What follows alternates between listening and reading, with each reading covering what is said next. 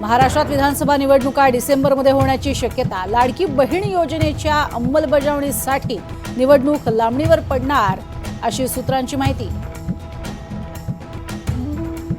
पुन्हा सत्तेत आल्यास लाडकी बहीण योजनेची रक्कम दुप्पट करणार. मुख्यमंत्री शिंदेंचं आश्वासन. 5 वर्षात राज्याच्या तिजोरीत तब्बल 4,60,000 कोटींचा बोजा.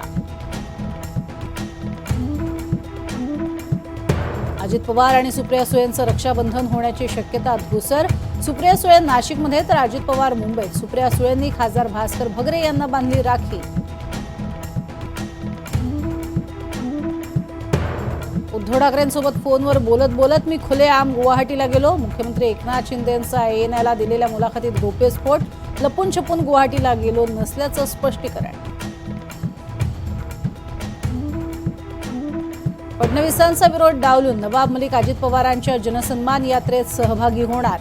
वांद्रे आणि कुर्ल्यातील जनसन्मान यात्रेत सहभागी होण्याचं मलिकांचं नागरिकांना आवाहन.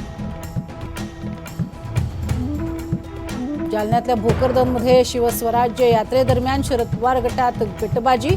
यात्रेतील कार्यकर्त्यांकडनं बॅनरबाजी. जयंत पाटील टोपेंनी कार्यकर्त्यांना झापलं.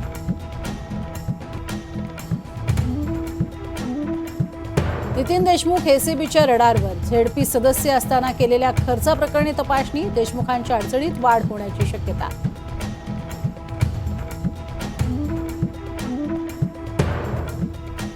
स्वातंत्र्यवीर सावरकरांविषयी वादग्रस्त वक्तव्याप्रकरणी सुनावणी. राहुल गांधींना पुणे कोर्टात हजर राहण्याचे आदेश. समन्स मिळूनही गैरहजर राहिल्यास अटकेचं वॉरंट निघण्याची शक्यता. मुंबईत कालच्या रविवारची आतापर्यंत सर्वात उष्ण दिवस म्हणून नोंद. सर्वसाधारण तापमानापेक्षा 3 डिग्रीनं तापमान होतं अधिक.